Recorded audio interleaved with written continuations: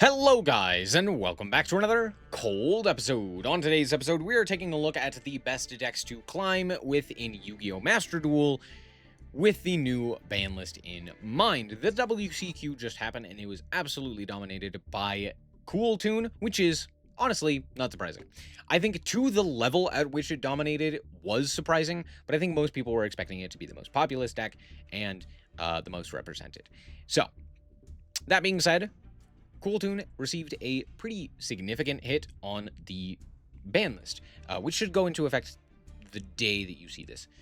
So we're going to take a look at what will happen post-ban list and the best decks with which to climb for yourself so that you can get to the highest ranks as easily as possible.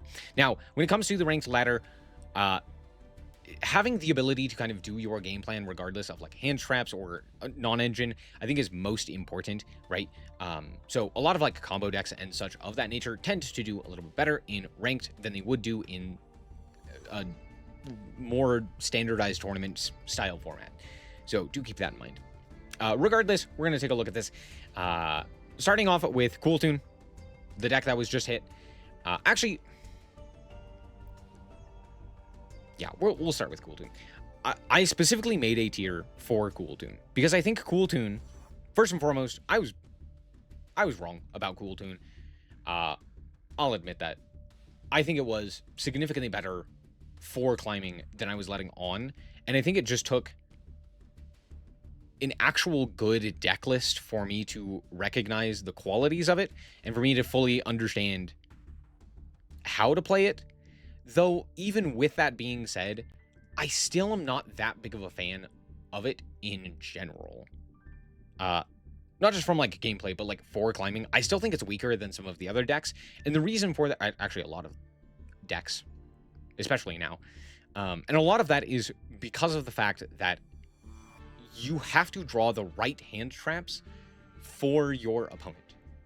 And when you don't have a centralized metagame like there was in the WCQ, when you don't know what decks you're likely to play against, it's going to be harder because you're reliant on your non-engine to be able to stop the opponent. But if you draw something like Duel against Malice, that's not going to do much, right? If you draw Fualos against another Cool Tune player or against like Branded, that's also not going to do a whole lot, right? There are these cards that are very situational, and I think that makes Cool Tune less potent as a deck with which to climb, especially in comparison to just other decks that we'll talk about in a second. Starting off with Branded, I think Branded is just better. The problem with Branded is that you have to be good at Branded, right? But if you are good at Branded, if you do actually understand how to play Branded and some of the complexities with it, not all of it, right? Because it has like 10 million cards. You're not going to know everything. If you do actually understand why it works, how it works, and all of the advantages of playing it, you will just have a better time because you will never be out of a game. Going first, going second, there's just very few games that you will be out of unless you get floodgated, which is not real, can't hurt you. Regardless, you will basically be able to play every single game, and I think that helps a ton. Speaking of which, another deck that basically every time you get to play the game, you will be in the game, and it's kind of up to you to be able to win, is Dracotail. I think Dracotail Branded is a little bit better than just regular Branded because you're going to have a lot more matchups that are just kind of auto wins, right? Like, Sky Striker is a good matchup for you, and Sky Striker is fairly popular, right? You play against Branded better. You play into just a myriad of other decks as well, a little bit better. And so being able to play something like Dracotail and kind of always have some sort of game is also very nice. And I think both of those decks, the advantage that they have over Cool Tune for a ranked environment is the ability to always have game, right? Your non-engine doesn't matter because you're not really playing non-engine. You are more reliant on doing your own game plan, right? And I think that matters a lot more in a ranked environment. Moving on, next up we have Doomzed. Doomzed is terrible. Sky Striker, I think, is a solid tier 2 option. I think it's very strong. It is kind of reliant on... The reason it did well in the WCQ is because Cool Tune, right? It has a really strong matchup into Cool Tune. If you can find more Cool Tune, which is unlikely given the fact that it just got hit on the ban list, you're going to have a good time. But against things like Branded, against things like Dracotail, against things like Radiant Typhoon, it has a substantially weaker matchup. It's not the worst, Sky Striker's still a good deck, but I do think that it is a significant step down from those decks and does have a significantly worse matchup against some of the better decks within the metagame. Next up, Mitsu. Mitsu I still think is very playable and is still very strong because there are so many different ways to play it.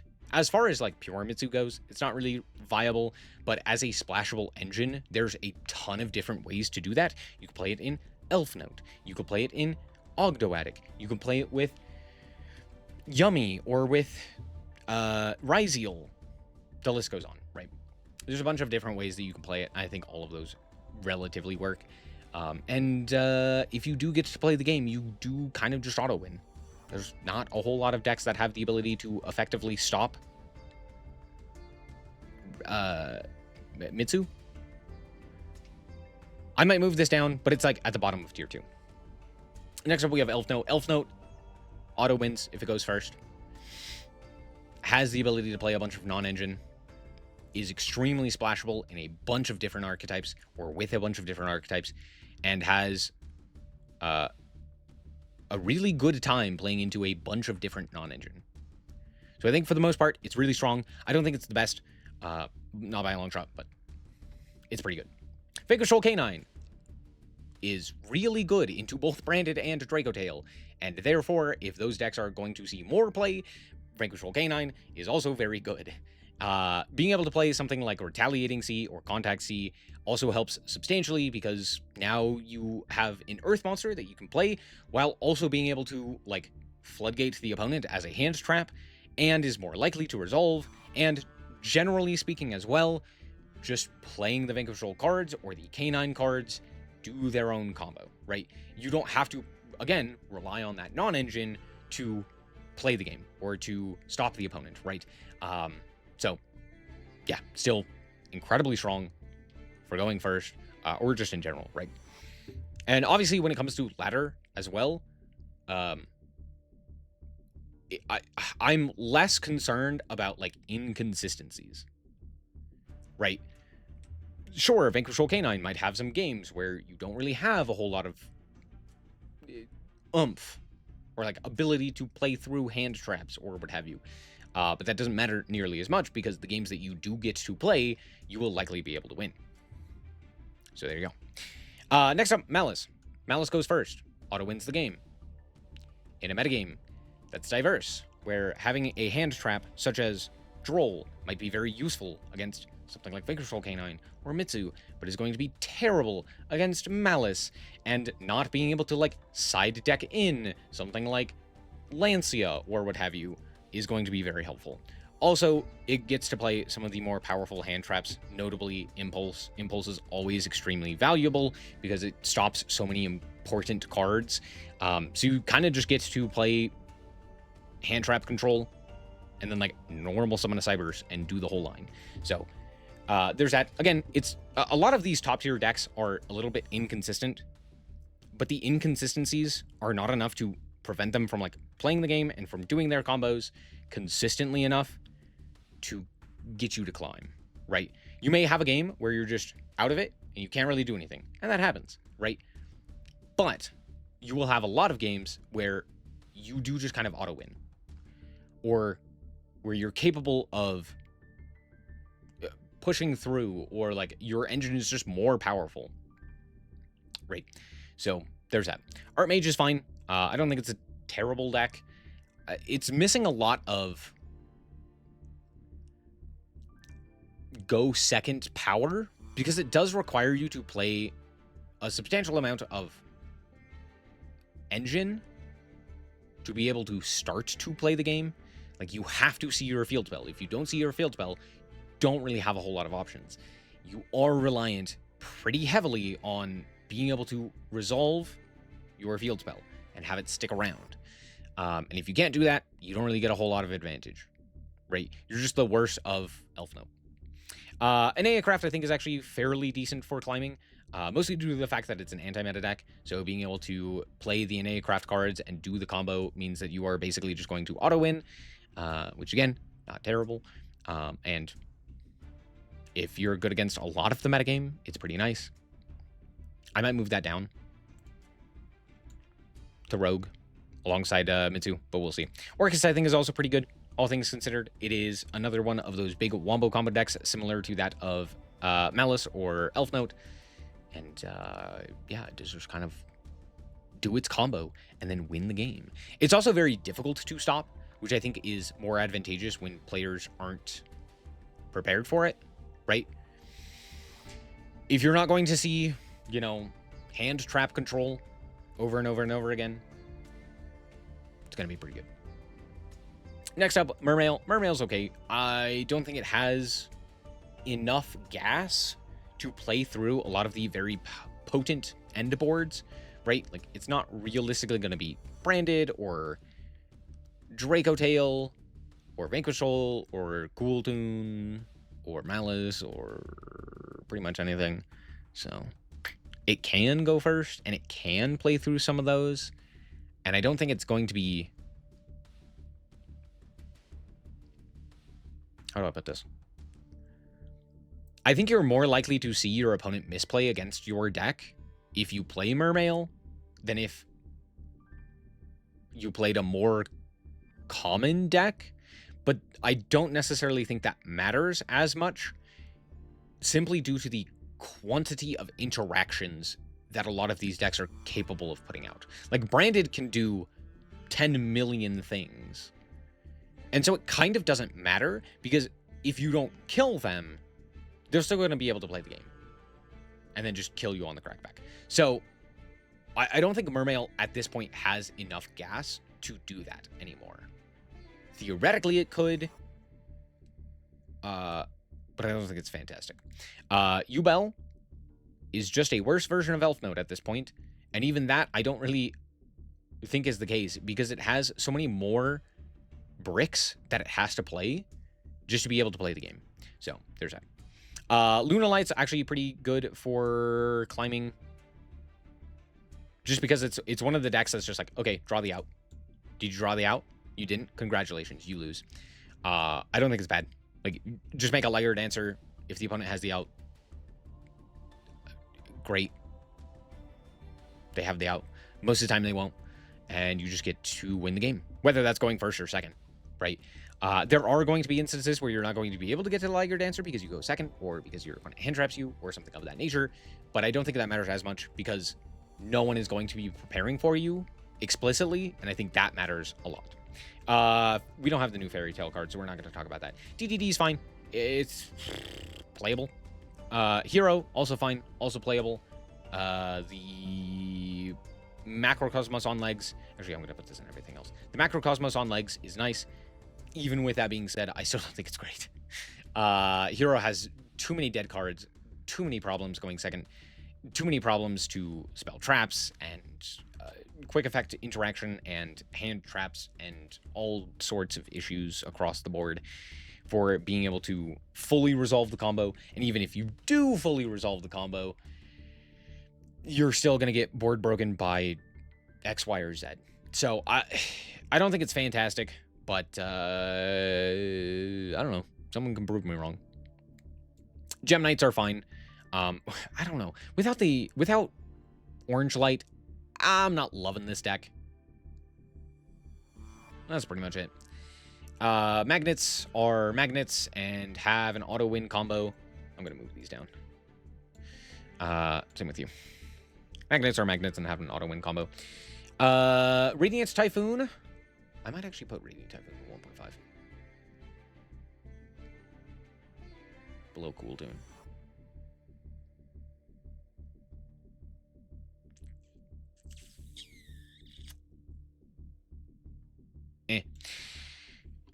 Radiant Typhoon has the ability to play into anything. And I think that's a big advantage it has. And what I mean by that is it has spell trap removal. It has monster removal. It has the ability to play into a myriad of different hand traps, including things that arguably should beat it, like Droll or Perulia or something of that nature. So I think it's really well positioned right now, almost entirely just because it is a ladder system, right? Like, oh yeah, you could just play Radiant Typhoon and then win. Smile. regardless of the deck. Yummy. I'll put Yummy in tier 2. I think it's at the top of tier 2. I think it still has the ability to kind of just, again, auto-win going first. But it also has the ability to play a whole bunch of pretty powerful hand traps. Or just secondary engines that allow it to play the game. It can play Radiant Typhoon. It can play Tri-Brigade. It can play Mitsu. It can play Fiendsmith. It can play Sky Striker, right? There's a bunch of different engines available to it that allow it to continually either play more hand traps or other such non-engine, which can be useful, or it can play more engine to kind of push through those established boards, right? And Yummy is not exactly a deck that isn't good at playing into established boards with its engine, so I think it's still competent. Exo Sister is not terrible. It's pretty good. Maybe around a Mermail? Somewhere around there. Being able to interact favorably with the graveyard is nice, but playing into non-engine is pretty bad. There's a lot of non-engine running around because of Cool Tune, because of... Actually, it's mostly just Cool Tune, right? But as far as hand traps goes, I guess there's less of that, but playing into pretty much anything else can be a pretty big problem, right? There's like a lot of quick plays in particular that are a problem.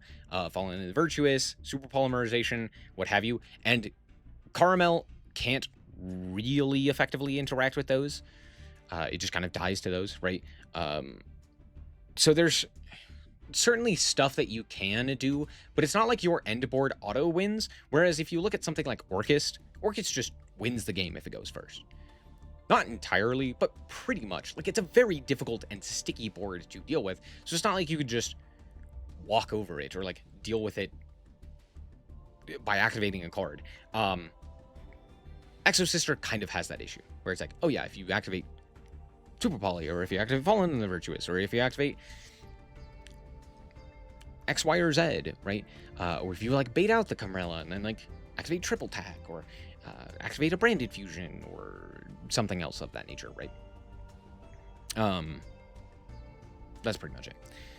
Ryzeal, I think, is still fairly good with the Mitsu stuff specifically. So I'll just put those two right together. White Forest is okay. It's kind of just a worse version of Elf Note, but I think it's very similar to Orchist, and Blue Eyes is basically unplayable at this point, which is kind of funny. I'm actually going to put DD here as well. Mermail can stay in Rogue. DD is okay. It just has... It has kind of similar weaknesses to that of Exo. Exo's not the right one. Sorry. Elf Note.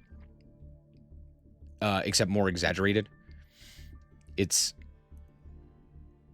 a less resilient combo that falters to more hand traps. Notably, the Charmies, I think, are a big issue for this deck. But also even things like Droll or, you know, multiple hand traps, like an Ash and a Bell or something else of that nature. We'll move it down. Mermail, I don't think, really has that big of an issue. That's pretty much it. As far as Cool Tune goes, it was like the only one that was hit on the ban list. And the rotary limitation is the biggest problem, because now hand traps actually do matter against this deck. You're not just going to automatically draw the non-engine or the rotary to be able to continue playing or to kind of punish that interaction. So I think that matters. You're also just more, or I should say less likely to see the opponent's hand and to be able to effectively interact with perfect knowledge. So your opponent could theoretically get one over on you and be like, okay, I actually had this in hand, you misplayed, kind of thing.